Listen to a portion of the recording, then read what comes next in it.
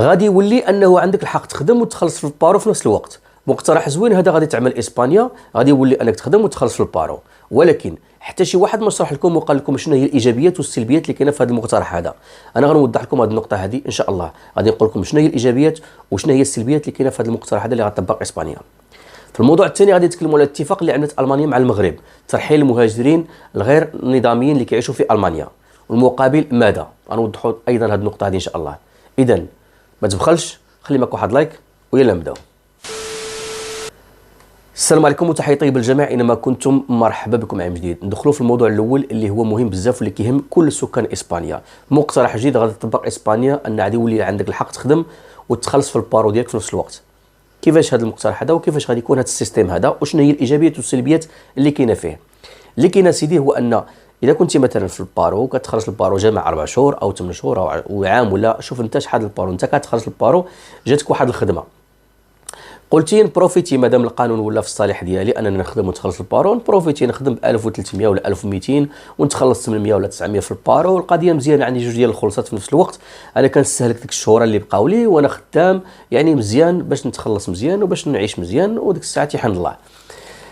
انك فكرتي بحال هكا ماديا وتخلص مزيان راه مزيان، انك الصالير ديالك يطلع بطبيعه الحال باش كتلاقيهم بجوج.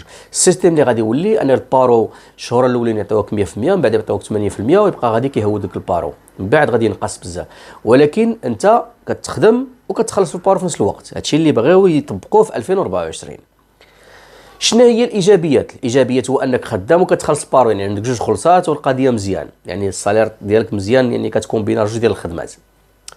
والحاجه اللي هي سلبيه واللي ما قالها حتى شي واحد شنو هي؟ الحاجه اللي سلبيه هو ان في اخر السنه في الديكلاراسيون ديال الرينتا غادي يصمكوك مزيان. يعني الا خدمتي وتخلصي البارو ديالك في نفس الوقت، يعني بحال اللي كتقول اثيندا عندك جوج ديال الخلصات، عندك جوج ديال الخلصات، المقارنه ديالها غادي يديروا الحساب ديالهم في اخر السنه، انت اللي غتولي ترد على الاثيندا، انت اللي غترد عليهم ماشي هما اللي يردوا عليك.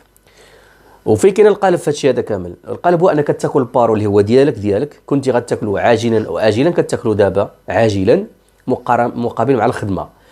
كنتي غتخبعو حتى من بعد تتوقف من الخدمه غادي تاكلو، يعني هو البارو ديالك كتغسطرو.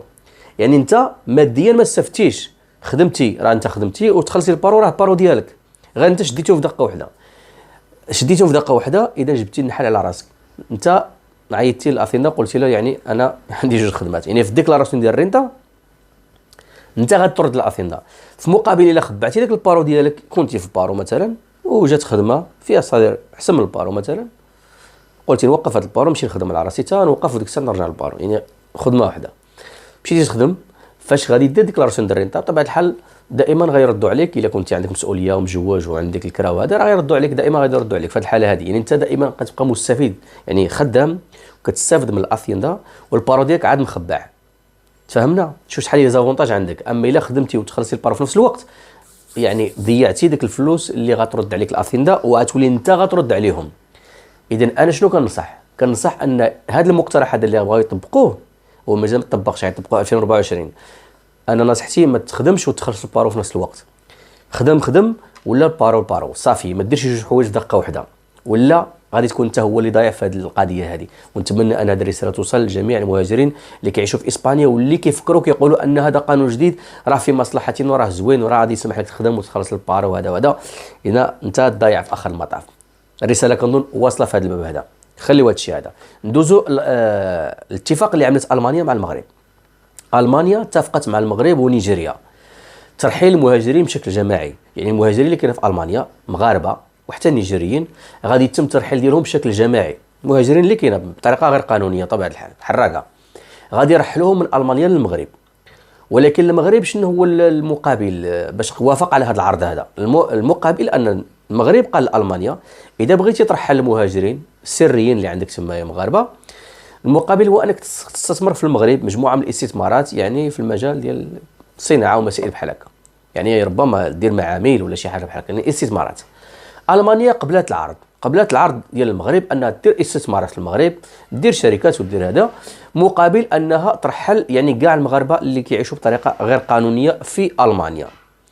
اذا هنا هذه رساله كنوصلها الناس اللي كيعيشوا في المانيا بصفه عامه، مهاجرين غير قانونيين غير سريين اللي كاينين في المانيا مغاربه، يعني يا اما بدل البلاد واما راك غادي ترحل.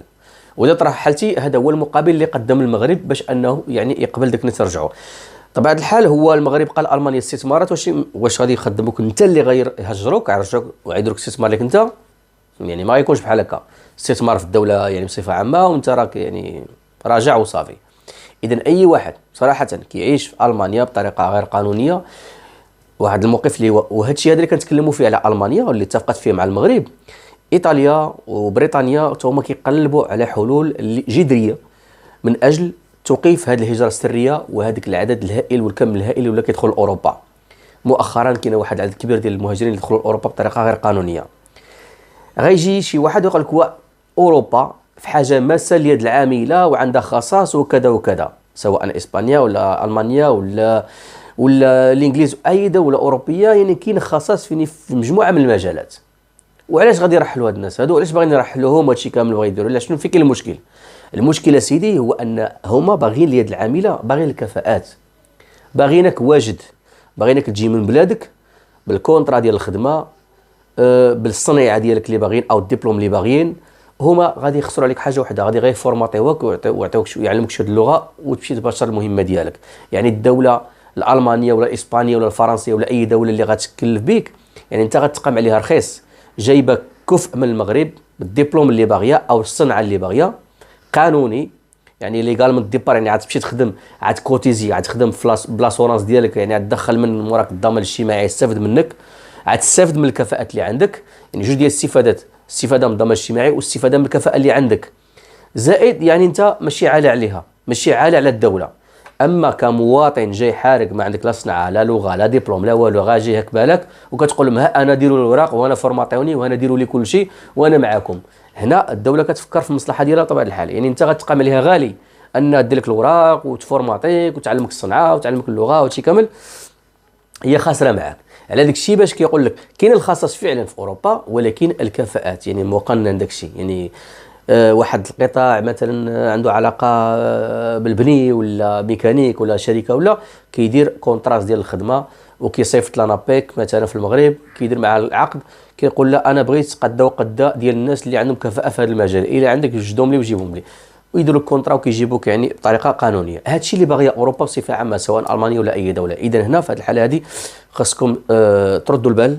رساله الناس اللي كيعيشوا في المانيا بصفه عامه، فوقاش ينفذوا هذا الشيء الله اعلم، اتفاق صافي الدر، ولكن واش ينفذوا الشهر هذا ولا الشهر الجاي انا ما نقدرش نقول لكم. هادشي المانيا اللي تقرر. غير انت اذا كنتي في المانيا حاليا بطريقه غير قانونيه، الرساله كنظن هي وصلتك باش انك ترد بالك، دير الاحتياطات ديالك قبل ترجع. وهذاك قبل راك عارفين اوروبا راه ما عندهاش الحدود، راه تقدر تخرج من دوله لدوله غير بالطوموبيل، الطياره ما كايناش الحدود وما كاينش كنترول، سواء سافرتي في الطياره من دوله لدوله اوروبيه ولا سافرتي في الطوموبيل. يعني ما كاينش شي زيار صراحه بين اوروبا وما بعضيتهم. الرساله كنظن واصله والتوضيح كنظن باين. خير الكلام ما قال وذلك كما العاده. ما تبخلش درنا واحد لايك في هذا الفيديو، بارطاجيه كي تعمل الفائده ان شاء الله. حتى فيديو قادم، والسلام عليكم ورحمه الله وبركاته.